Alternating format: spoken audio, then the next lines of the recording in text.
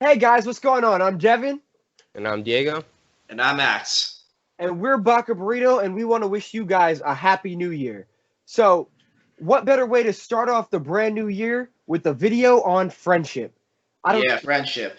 That's kind of cheesy, right? Damn, left me hanging. Yeah, but friendship is always easy, especially in anime. But that's okay, because, we do like it. It gives us a video to talk about. There's some good, there's some bad, and there's some ugly. So, What are you talking about? All kind of friendship is good and healthy. no, no, that's not true. But go on. That's just factually incorrect. Like Max, if you had a drinking problem, No, and me like- as your friend, I just let you do that. That is a No, bad no. friend. I'm talking about the friendship like Hisoka had with literally any character. That was definitely a healthy friendship. Terrifying. So, sorry. Let's get back. So, what we're going to talk about today, like we said, is friendship in anime. We're going to cover everything from the healthiest and the best forms of friendship in anime, all the way down to power of friendship and everyone's favorite example. But let's not spoil the rest of the list. If you like this video, go ahead, leave a comment, and like and subscribe to the channel. Our goal for 2021, we want to hit what, 250? I By say the end of the year? 220 for 2020, like in honor of 2020. I just want one more subscriber each day. Yo, Diego. I'll worry about my next subscriber when it's Diego, time for the. you're being quite ambitious there, though. Like, whew. All right, so like I said, this is Baka Burrito's road to 250 by the end of the year. I know we can do that, and I think you guys could even excel past that. So, like I said, leave a comment, like, and subscribe to the video. So, without further ado, let's get started with the good. So, some of the best examples of friendship in anime are some of the more subtle things, but we don't want to talk about those. Those are going to go into the middle category. What we want to talk about are some of the best examples, like Naruto and Shikamaru, adult Naruto and adult Sasuke, because Gon and Killua. Gon and Killua, Yeah. Ichigo and Rukia, things like this, right? So we're gonna All go the Straw Hats. most of the Straw Hats. What? I can't say nothing about that one, though, because I don't watch One Piece. There's so. a couple that aren't as fleshed out, so it doesn't actually feel real. It feels like they're in a crew, but they're barely close. The Chopper. background characters. It's mostly Chopper with everyone else. Nah, I don't agree with that one. That's Chopper okay. has great interactions with Usopp, He has Zoro. great He's like a younger. interactions, but he doesn't feel like a He feels friend. he feels like a younger brother to Zoro. He feels like how what? Okay, well, we'll get into it. Keep going. So let's go ahead and get into some of the best examples. Like I said, I think the first one we should talk about is Gon and Killua, because that's going to be one of the ones a lot of people think of first, right? Yeah. Yes, they have their minor moments where they have like a quarrel, a spat, but at the end of the day, it's all love. Like Killua loves Gon and Gon loves Killua, and it's like a fraternal relationship. Like it's like they're brothers. It's like they're close. It's like they're they're best friends. They actually confide in each other. They have that banter when Gon is like, "Yeah, I've been on dates tons of times." Killua was like, Killua's like, "What?" I'm an assassin, but like I thought I lived life. Exactly. And they have those those interactions that you could have with your friends. Like Max told me about his first date one time, and I was there when he set it up. I was like, Max, I know you were going on your first date. And then he told me about it, and I was like, Max, that was terrible. Are you kidding me? And it's like that kind of interaction that No, friends that was my first date in college. That wasn't my first date before. I've gone on other dates in high school, man. Come on, give me some more credit than that. All right. Well, give Max his credit. Word. But yeah, so let's continue to elaborate on these friendships in anime that are good. So let's hear some from you guys, because I talk a Wait, lot. more examples, or do you guys More still examples. on You Gon guys and wanna- Killua? Yeah, you I guys wanna- can elaborate more on Gon and Killua. I Okay. want we go over the Gon Kill one. I had another one in mind too. So Okay. I'll let Diego go first. Okay, so I mean, the Gon and Killua friendship is probably one of the best, simply because there are so many moments in the series where Gon will not let anyone else other than Killua do things for him, because he needs Killua there in order to be at his full strength. You know what I'm saying? They need each other. So Gon needs Killua in order to be at his full strength, and Killua needs Gon in order for him not to murder people. and not to be a horrible human Pretty being. nice. Well, Pretty nice. I think it's like obviously that's the literal, but like Gon keeps him rooted essentially. Yeah.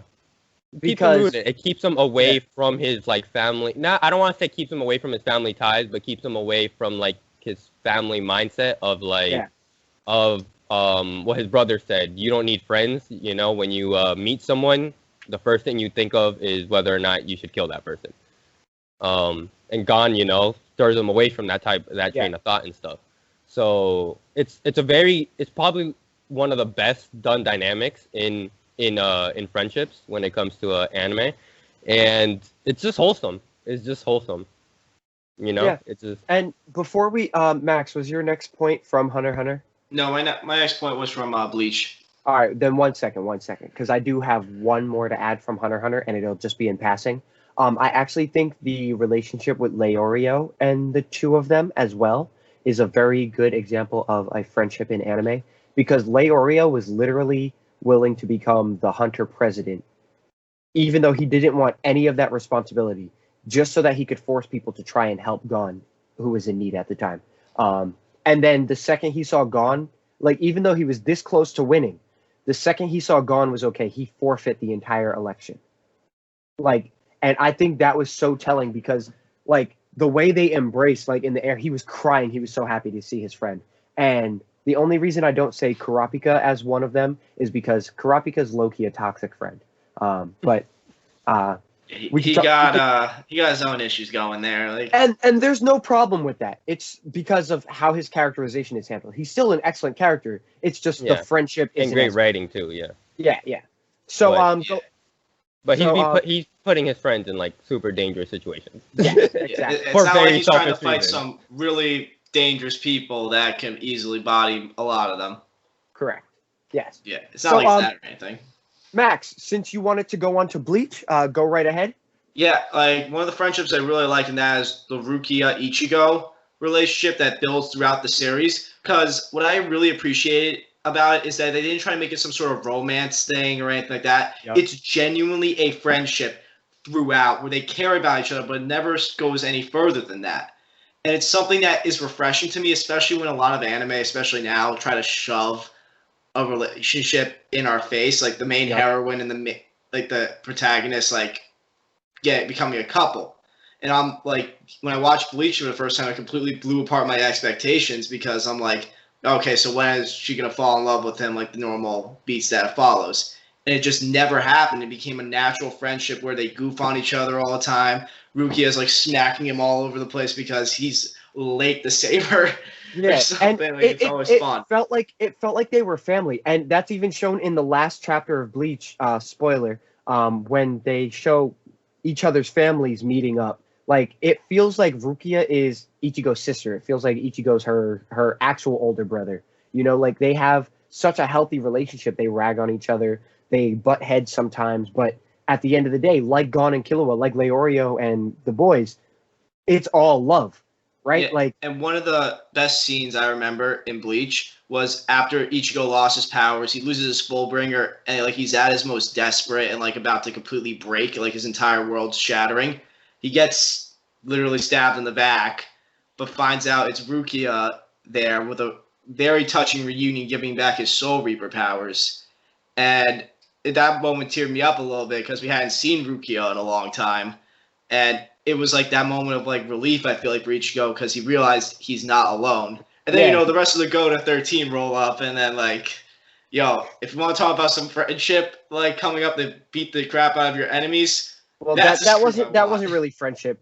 Rukia called them in as a favor. Yeah, so, that's still friendship, calling them the associates. Another one from Bleach that I'd like to talk about briefly is actually the dog man, and I always forget his name, and the black guy who's blind.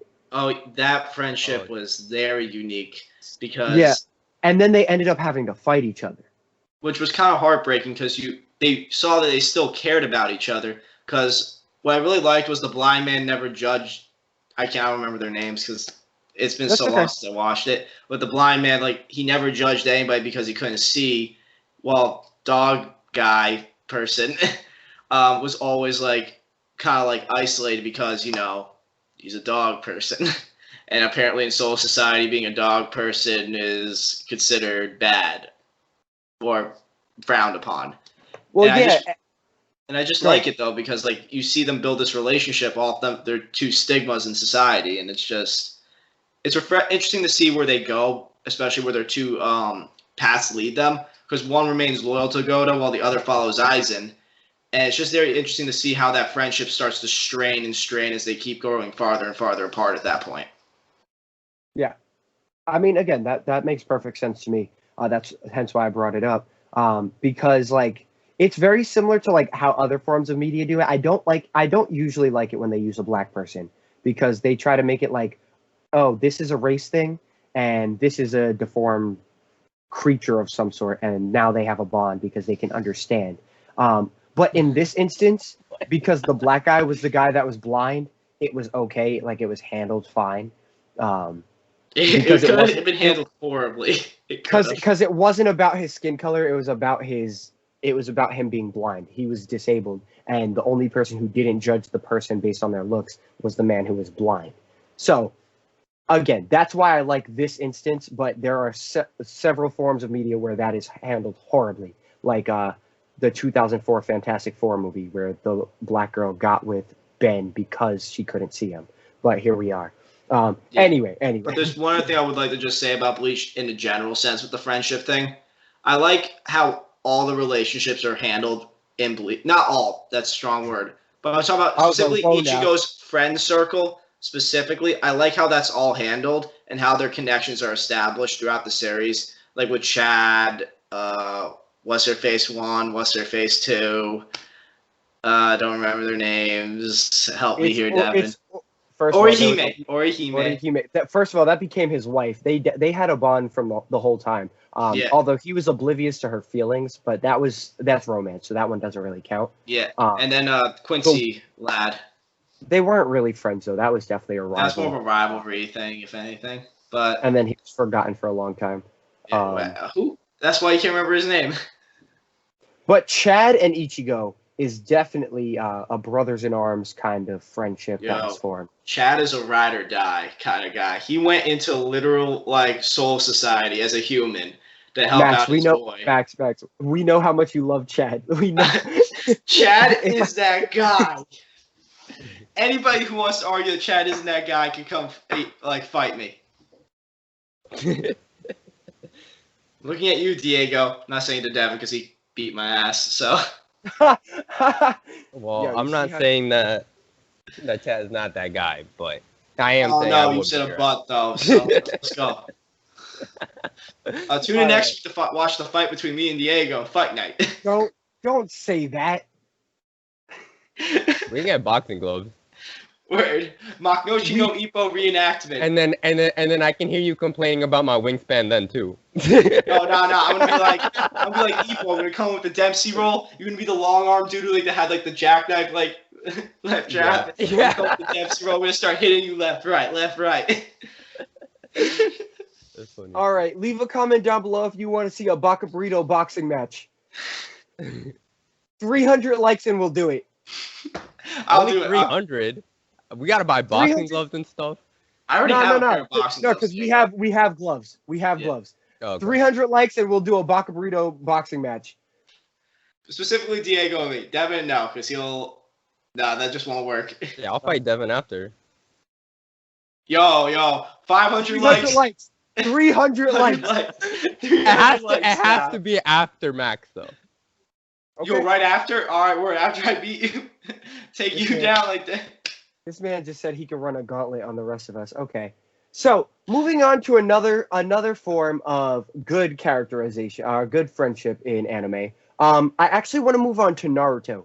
But specifically 3 instances, and I'm just going to lay them out real quick. The 3 specific ones I want to talk about are Shikamaru and Choji, Shikamaru and Naruto, and Naruto as an adult and Sasuke as an adult. Specifically those 3 instances. There are some other forms of good characterization of friendship in Naruto, but most of them turn into just a straight up rivalry boxing match fight ends in tragedy. Usually. Yeah. But specifically those three, I really want to get into because Choji was looked at as the fat kid and Shikamaru was looked at as the lazy kid, right? And obviously, like, they were teamed together, right? But because they were looked down on, like, they also understood Naruto, but because they were looked down on, they had, like, this bond. They were always close. Shikamaru hung out with Choji, and he didn't care that Choji was always eating. And Choji likes to go slow, so he didn't care that Shikamaru was lazy. Like, it was a match made in heaven. Yeah, they complemented each other so well, like, even down to the point where Choji was brute force, who didn't like to think too much, and Shikamaru was all brains and wanted to exert as little effort as possible. Like you want to talk about the dream team? There you go. Yeah, I didn't even notice that. That's really good. That's Yeah, really like- good characterization right there. And Yeah, the next but- friendship I'm happy that you mentioned was Hold on. Naruto and Shikamaru. But Before we move on to that, I just wanted to say, like, even down to the point where after their Jonin gets killed, Shikamaru just takes over planning of the team, right? If you compare that duo to any other duo, they're not stronger than Sasuke and Naruto. They're not faster than Sasuke and Naruto. Combat intelligence, they're not like just combat intelligence. They're not smarter than them, right? But then you look at where they do excel. Teamwork.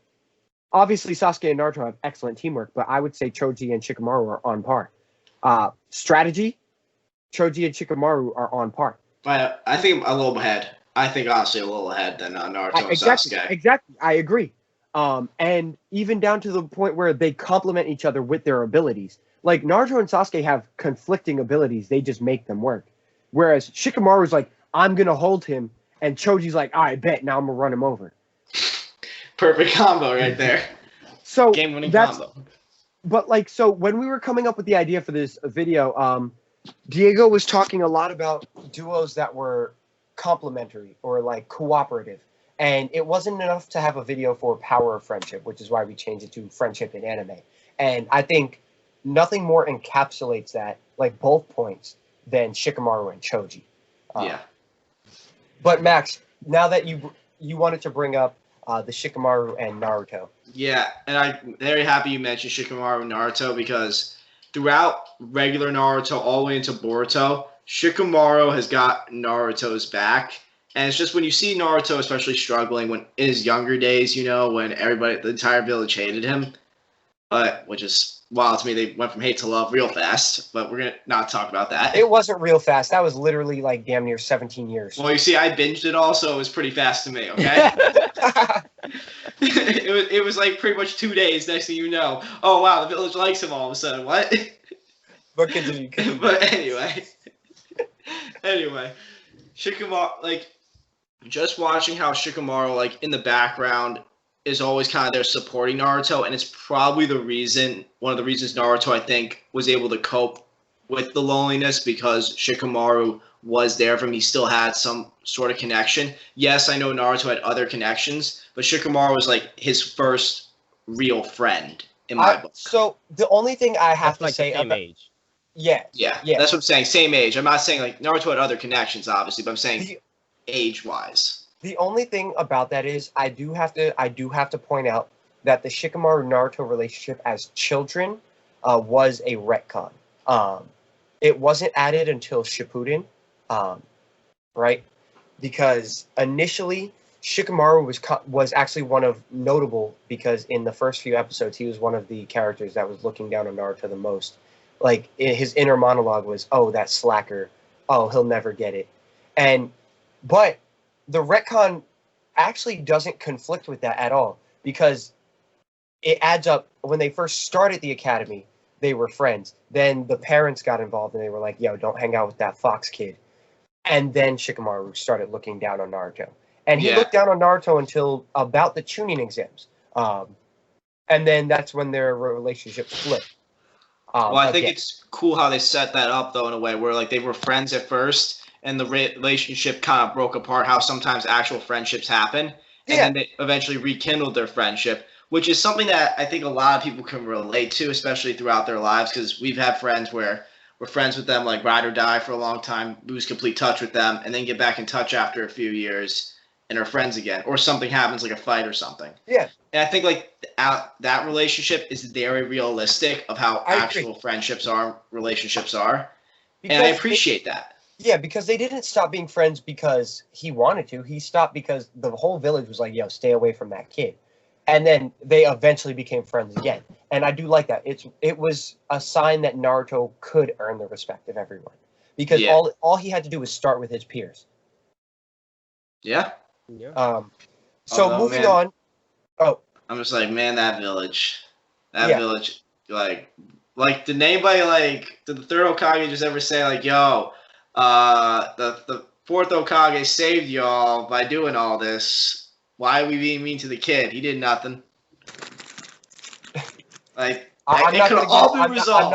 I'm not gonna get into the third Hokage could have solved all this. I'm just saying. No, we're not gonna get into Haru's, and that's a video for another day. That's a video I want to be a part of. I agree. So, the next pairing I'd like to talk about again is Naruto and Sasuke, and again, the retcon did add a lot to their depth. Matter of fact, when we got the flashback to the day Naruto was born, because we know Sasuke's older by a couple months or a couple weeks actually. So when we first see Kushina and she's pregnant with Naruto, she's friends with Sasuke's mother, and Sasuke's mother's holding Sasuke, and Sasuke touches the belly. That's literally Naruto's first interaction, right, with someone that's not his parent. So it's, I know that doesn't count, but it counts. Yeah. So then as kids, they had a tumultuous thing, right? Like, as academy students, Sasuke was just the best at everything in the class, and Naruto was just getting stomped out no jutsu because he was whack at everything because no one ever gave him that time. So Naruto had this rivalry, but we see that after the Uchiha massacre, Naruto wants to reach out because he knows what it's like to be alone. Sasuke wants to reach out because he knows what it's like to be alone. Like, they know that's the person that understands them the best. They've always had a respectful or a disrespectful understanding of each other. But oh yeah, I love that scene. Not to cut you off, but just before you get too far ahead from that point, I love that scene where Sakura is making fun of Naruto. I was actually just about to go there. Okay, then you. No. I actually want to hear your point because I'm just going to set it up and then you can take it over. Okay. It was even to the point where they would Naruto would badmouth Sasuke, but Sasuke would defend Naruto behind his back. And continue. That scene where Sakura is badmouthing Naruto for being an orphan, and she talks about how great it is that he's all alone and he doesn't have parents to tell him what to do and stuff like that. And Sasuke looks at her and puts her in his place, which is one of the reasons why Sasuke is one of my favorite characters in Naruto, is because he literally stood up for Naruto, and he was like, even though he didn't like Naruto, even though he didn't like Naruto, he was like, he saw something, he was like, no, that's not true. Like, he's alone, and you have no idea how bad it is to be alone. And then I guess him defending Naruto in that moment almost sparked an interest in oh, now I understand why he is the way he is. He's almost kind of like me, but a little different. And they have such good bonding scenes, right? Like in part 1, where when Sasuke comes back from training with Kakashi, he's like, and I want to fight you too, Naruto. And he finally acknowledges Naruto as a threat, where they can fight. And that scene is so powerful for Naruto because he gets really fired up. He goes on to learn the Rasengan right after. And then prior to that, right, we have the chakra control training where they're climbing the tree. Name another anime where the two characters could be climbing a tree and you would be hype about it. Hold on. I can think of... You can't. No, there is one. The one with the Ultima game. Who is that? No. There is one. The one with the Ultima game where she's trapped in the Ultima game and anyway. I don't know. Gon climbing a tree to go see his dad finally is pretty epic. It was pretty That was different. That's different. It's not, though. You said climb a tree. You said only climb a tree. So anyway. right? So you had, and they they outwardly hated each other, but they were able to formulate a plot that was able to outsmart a Kage level Jonin, like a man that literally assassinated a Kage who was a Jinchuriki at the time, right? Like Zabuza had killed the third Mizukage, and Naruto and Sasuke were able to outsmart him, and save Kakashi without speaking, because their plan, their cooperation, they just have that vibe. They've always had that. You see that again when they're adults, and that's actually the point I wanted to jump to, when they're adults, because their teenage years are completely tumultuous. After the war, Sasuke and Naruto literally have this moment where they're like, Sasuke's like, I was wrong. And Naruto's like, no, I shouldn't have been so pushy, like type. And they acknowledge each other's faults. They accept each other's faults. They accept each other for who they are. And then their relationship as adults, Sasuke talks to Naruto more than he talks to his family, right? Like, maybe he's a bad dad. Anyone else. But maybe he's a bad dad. Maybe. But but that bond he has with Naruto is something special to him, clearly. Yeah. No, those were all great points. Yeah, I can't touch on anything more. All I can say is when they had the fight scene with Momoshiki or whatever. Yes. Yo, that silent communication of just, let's give this man the work. And that scene has beautiful animation because it pays homage to all of their other fights previously. I know, it's one of my favorite fight scenes of all time, but that's a whole other video to talk about. We actually should have covered that in the fight scene video. Yeah, because that fight scene was, woo! The music is also hype, but also that video would have gotten flagged if we talked about it. Yeah. Well, just if we talked about it. Why? Because you had to put clips on? Yeah, because we got TV Tokyo clips and whatnot. Anyway, Okay. but moving on. So I actually do want to touch on one that's going to exclude Max for a second. And it is One Piece. Okay. And the best friendship in One Piece that I want to mention heavily would have to be Zoro and Luffy. I know nothing else. And then Usopp and Luffy. I do want to touch on as well. Okay, I could see, yeah, I could see why. I think honestly, in my opinion, I think all the Straw Hats have almost an equal bond, but just different types of bonds with each other, with each different member. The only ones that I would say that aren't friends are Sanji and Zoro, because they straight up just don't like being next to each. They straight up don't like if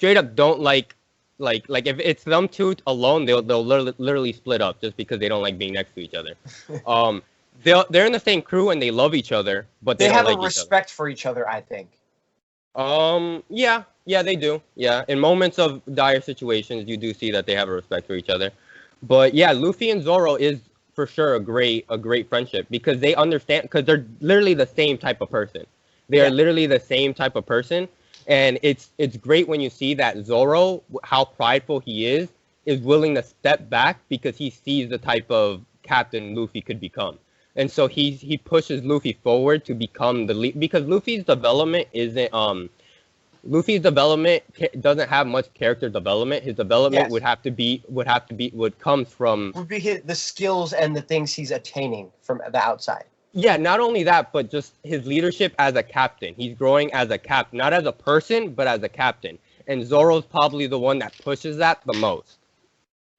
And Zoro also holds him accountable the most. Yeah, exactly. Because which is a sign of a great friendship. Yeah. Yeah, and that's going to tie into Usopp because of the fact that Luffy and Usopp are such good friends and they have such a levity in their relationship. Usopp takes advantage of that fact, and he really does get out of hand during that whole arc where he for sure does get out of hand. Yeah. And Zoro straight up tells Luffy, if you take Usopp back, I'm leaving the crew. Yeah. No, without an apology. If you take Usopp back with the levity that you guys usually have, with that usual, oh, everything's good, if you take him back with that, then I'm leaving the crew. You have to step up as a captain, and you have to make sure he apologizes for what he did. Yeah. Which, it's great. You're right. That is a really great friendship because he holds him accountable, and that's what you should ask of all your friends. Yeah, whereas Usopp is the fun friend, Zoro is the friend that gives Luffy what he needs. It's not always fun to be around Zoro, but it's Yeah. always there's always But something to be gained. yeah, exactly. And Because I would even go so far as to call Zoro the vice captain of that oh crew. yeah, for Yeah. sure. I would completely agree with that. Yeah, he is for sure the first mate, the vice Yeah. captain.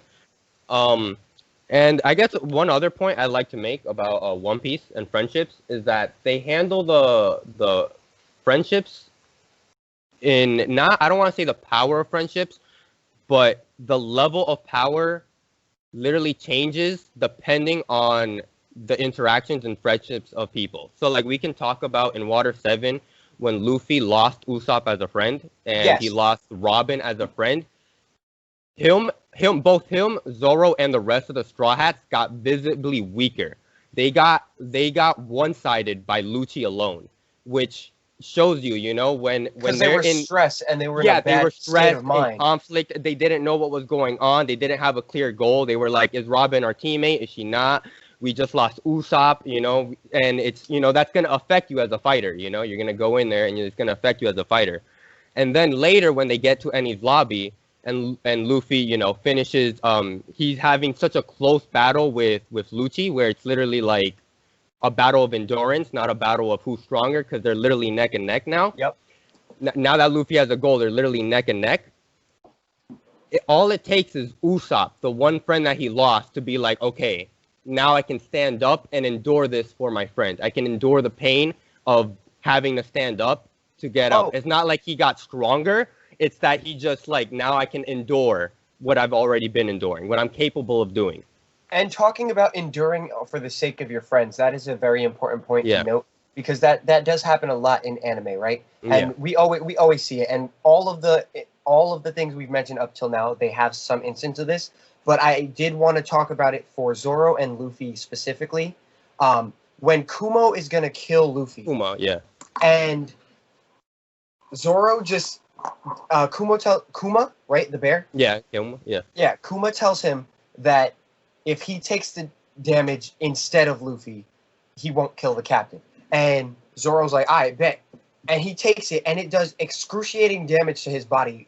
Zoro is leaking everywhere. Yeah. He's cut open everywhere. He's He bloodied from should've head died. to toe. He should have died, for sure. He should for And- sure die. When everyone else wakes up and Luffy's still alive, and they're like, Zoro, what happened? And he says, nothing happened.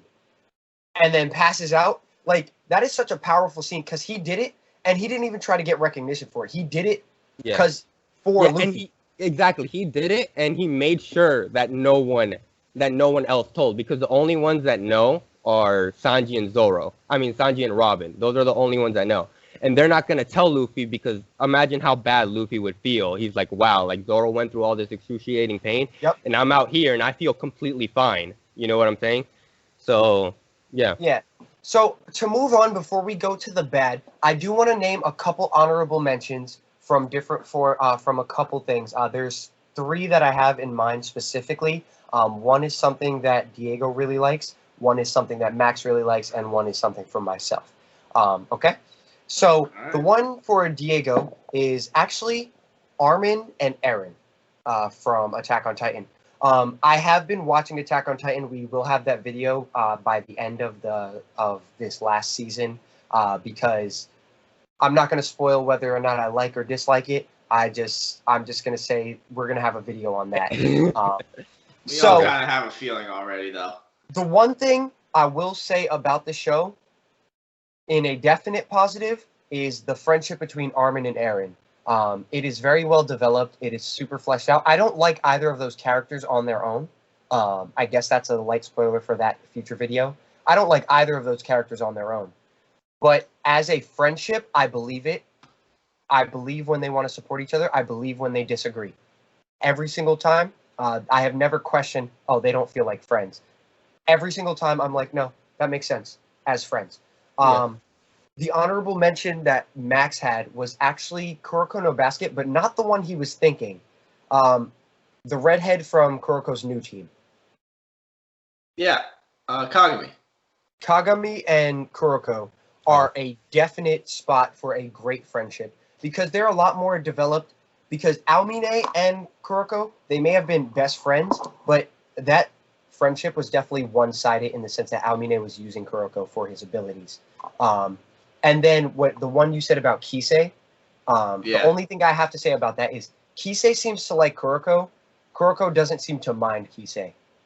Yeah. It gets more developed as you keep going on. Of course. Kuroko likes Kisei. I've seen the whole thing. Yeah, no, like Kuroko likes Kisei. It's just that he sees Kisei also like as a competitor, like a rival, also. But like they were friends in middle school. Kind of, yeah. But Kisei learned to respect Kuroko's authority no matter what in middle school. Yeah, and that's no problem, right? So I think those are both really good honorable mentions. And the last honorable mention, I'm surprised we actually didn't cover it in the good. I don't know that I would call it great. Is Asta and Yuno from Black Clover? I was going to mention that if you weren't. Yeah. Can I have one more honorable mention after that? Yes, absolutely. Oh, right now? Yeah, go ahead. Okay. Itadori and Junpei. Okay. So, shit, what was I gonna say? Okay, so Itadori and Junpei, because in one episode it was very believable that they became friends. It was very believable. It was in one episode I could see them talking about movies. That's how me and Devin became friends. We literally just talked about the things we liked in that one day, and we were like, oh, we like the same type of thing. Let's start hanging out more. And literally every day after that, when I saw him, it was like, hey, yo, what's up? Hey, yo, what's up? And then eventually we talked a little bit more about things we like, and then we started hanging out, and now look where we are. Exactly. Like, we actually have contact every day. Exactly. And that doesn't happen a lot in a lot of anime. Usually it's like through some like super crazy like situation or anything, but like that was such a realistic portrayal of people becoming friends, and I just loved it. Yep. I agree. So now we're gonna go ahead and move on to the bad examples of friendship in in anime. And Max, if you want to go first, you could just name one for us. I'm not even gonna say the name. I'm only gonna say one word, and you guys should be able to figure it out. All right?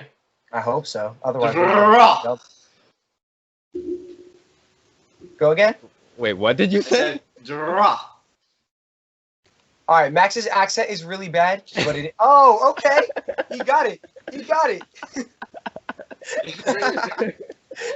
I got. But you got it. Diego got it. Devin, like, where are you at? I thought we were. No, I did get it. I did get it. Yeah, but Diego had props ready. Like Diego did have. I can't go to my bedroom and get my decks. Okay. Sorry. Diego's just more committed, obviously. Like that's all it is. Yeah. So moving on to Yu-Gi-Oh. The power of friendship from the DM anime is atrocious. They shove it down your throat. I believe in my friends. Draw. I'm sorry, what I hear is, I believe my friends standing over there not doing anything to contribute. That's what I heard. And so the thing about that is, right, so, and that's not to get confused with Heart of the Cards, because that's not about friendship, right? That's about destiny. That's about plot. Yeah. Oh yeah, plot progression. Can't forget that. The thing about Yu-Gi-Oh! Is his friends believing in him literally gives him power, but it gives him tangible magic power. It lets him defeat magic. And it's the most ridiculous thing because his friends are thinking about him really hard. Teo's like, put your hands in and think really hard. It lets him draw Exodia in the first duel. And then the smiley face was drawn on the hand too. Don't forget, they drew a smiley face. Why don't you guys do that to me when I'm losing? I always believe in you. You just don't believe in the Heart of the Cards. Yo, Diego, we're here believing you. You just let us down. That's what happens. But also, it's always against me. So like. Yeah, that is true. So, and then the other instance that's the most heinous is when they're thinking about him while he's dueling Pegasus, and they block Pegasus's mind reading ability. 3 non-magic humans are able to block a mythical magic item that can read minds because they're thinking really hard. You know what, Devin? Makes more sense to me than half the stuff in the first season. But the thing is, the thing that they're blocking is also happening in a pocket dimension. Word. So it's not even in the same space. First of all, there's so many things that led up to that moment. That was the last thing I was questioning in that moment. It really was like the last thing I was thinking of.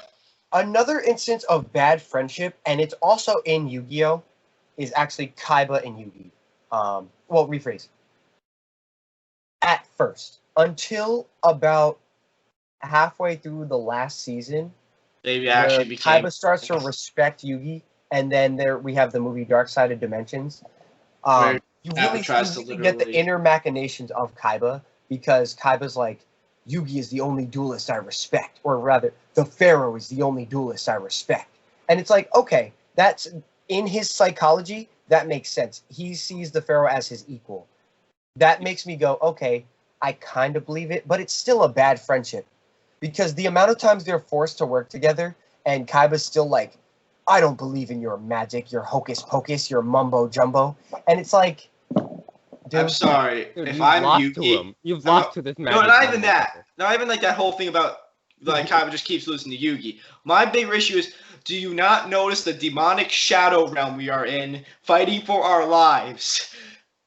That's what I'm just like, boy. Notice that people are literally dying from a children's card game, and then we can have a conversation about whether or not you believe in magic. yeah, I mean, Like, Yeah. bruh. and I don't want to dwell on that one too much. So moving on from there, Diego, did you have one for a bad example that's not the ugly example that we're gonna rip into? One for a bad example. It's not the ugly. Bad example. I have one. It could No. even just be a toxic friendship if that's all you have. I have one. No, I just have the ugly one right now. Okay, then go ahead, In my Max. mind, at least. All the friendships in Sword Art Online. I disagree. I say there's only two I can think of that I actually like, but then the rest I do not like. I will never defend Sword Art Online again. The only things I can ever Even its animation?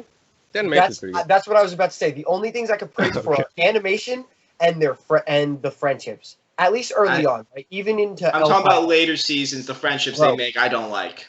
The bond with the black dude, because Kirito is playing as a solo player, and everyone's like, oh, he's weird. But he's super friendly with the black dude. They're friends. Klein, he literally teaches him how to play the game, and Klein is like has a friendship for him going into every season after that. The friendship bonding with Asuna before they start falling in love, it's super well handled. I do think they handle platonic friendship in Sword Art Online pretty well. All right. I'm going to actually agree with you more on that because now you mention all that, I'm like, you know what? Huh. You got a point. Like, and you know, I hate Sword Art Online except for the first 9 episodes. What are you talking about? The whole thing's definitely a masterpiece. Makes Devin mad every time I say that. I should whoop his ass. Yo, comment down below if you like Sword Art Online. Make Devin angry. We could all do Yeah. it together. Yo, 600 likes and Devin will whoop Max's ass. I'll do it for 1. You're gonna like it yourself. That's what's gonna happen. I am. You know what? I do have one toxic friendship, and that is actually Deku and Bakugo. Oh man, like Oh yeah, yo, yeah. you shared a meme. Wait, was it you that shared the meme? The meme where it's Todoroki and Bakugo, and they're like, instead of therapy, we're just gonna vent to Deku and beat his ass. Yep. essentially that's the Yep. friendship. What are you talking about, Devin? That's the most healthy friendship I've ever seen in my life. That is funny. I mean, at least now Todoroki and Deku are like they're actually friendly. Like they're more calm. But the interaction between Bakugo and Deku is, I mean, in the manga, it's improving, but in the anime, it's still kind of toxic. But they're getting there, right? But And then Bakugo's forced friendship with Todoroki because they failed the licensing exam. Their forced friendship and the interactions they're forced to have because they're number 1 and 2 in the class, like they have a weird dynamic too. But like, It works. whenever someone goes, "Oh, you guys are friends now," Bakugo's always like, "No," and Shoto's always like, "I guess." I think that friendship works, and I like it.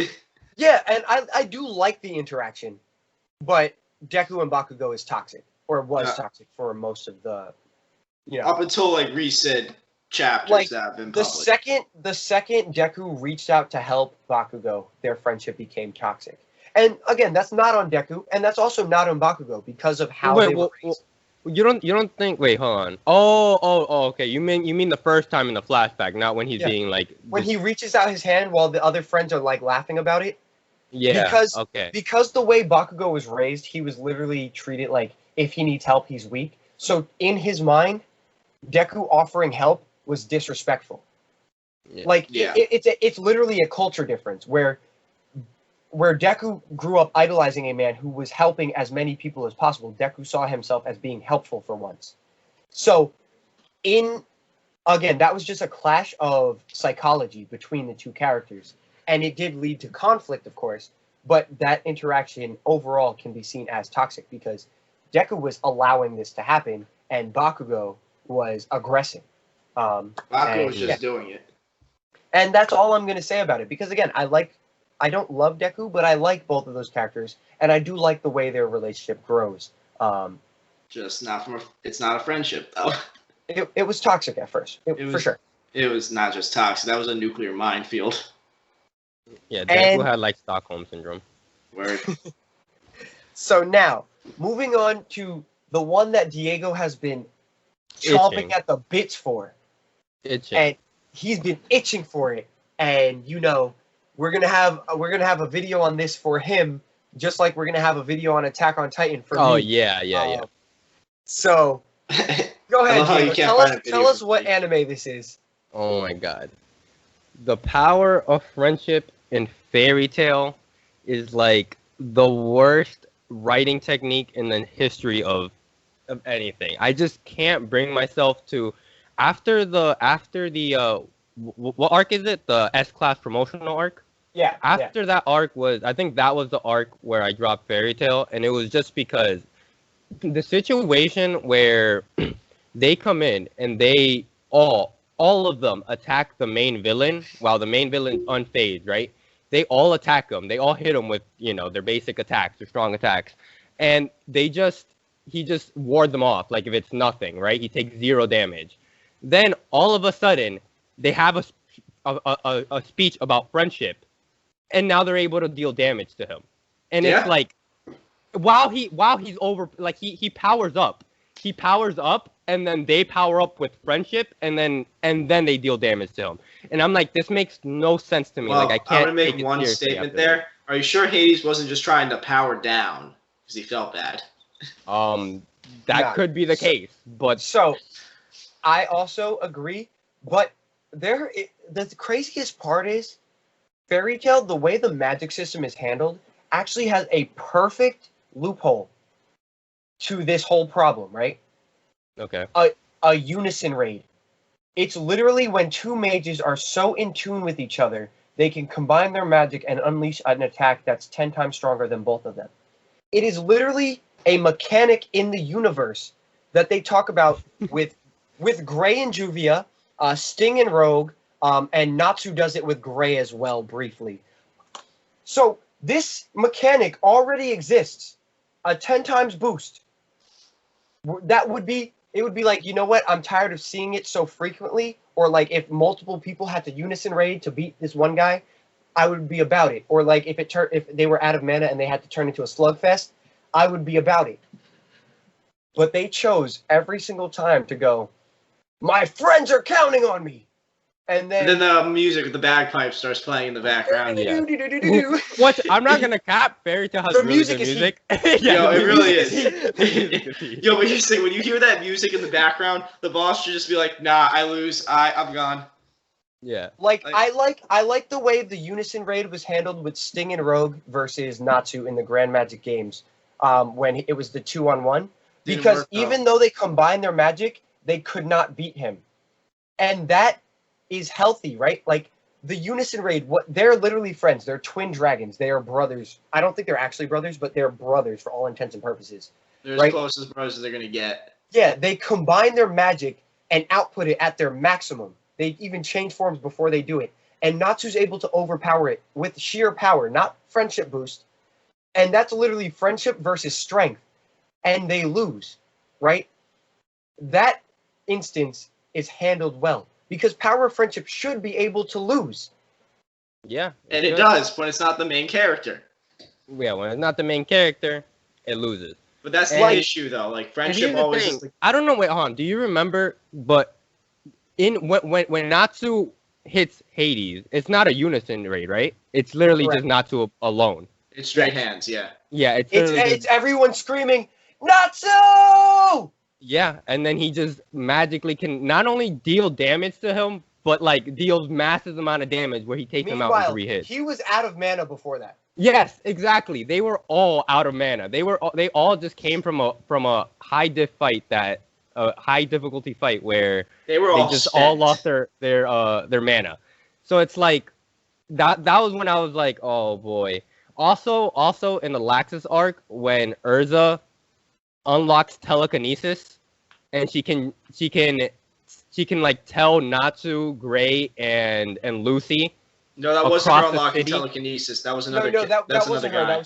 That was someone Oh, else's magic. not telekinesis, telepathy. No, she unlocks telepathy for just specifically for Gray, Lucy, and No, because that's he tells- no, Diego, no, you're wrong on that one. There's a specific mage that has No, telepathy no. magic. No.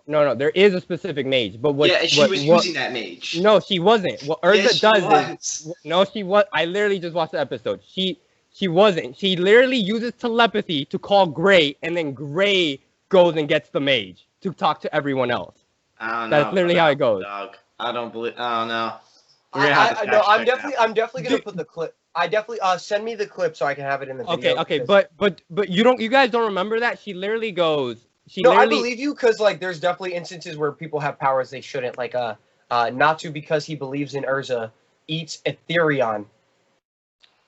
Yeah, Makes sense to me. yeah. And I'm not Natsu- saying she unlocks telepathy, but she unlocks telepathy specifically for Gray and Lucy because she can't call the mage and she can't do the telepathy calling that they're all doing. But she calls on Gray, and then Gray goes and gets the telepathy mage that Max is talking about. And that's when I was like, what is going on?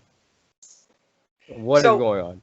The craziest thing there, right, about Fairy Tail and like the power of friendship, they do have small instances where it's handled well, right? Like when Fairy Tail in the Grand Magic Games literally has their 5 members left, but they're all battered to hell. But the fact that they're willing to stand together makes Sting just forfeit, right? Yeah, I yeah, also that's think- great. That's good. Yeah. Well, I also think the friendship where they came back to the guild also, like after they were frozen in time for 7 years, and they come back and some of their friends still stayed and waited. I like that aspect but too. the thing about that is that's not even like power friendship. That's not Yeah, that it's not doesn't power. accomplish a battle, right? I'm talking but, about like, that. I'm talking about that- a relationship there. Yeah, that is good. That's definitely a good relationship. I absolutely agree. But like, actually, the specifically, friendship theme in Fairy Tail, I think, is handled well. I agree. It's the power of friendship that I have the problem with. Exactly, which is what I'm getting to. There are instances where the power of friendship actually handles something well. When Gray is going to sacrifice his life to use the ice shell on Deliora, Natsu whoops his ass to stop him from doing that spell. Anyway, Natsu literally knocks him on his ass to stop him from using this spell, and they're like, "Do you think this is what your teacher would have wanted?"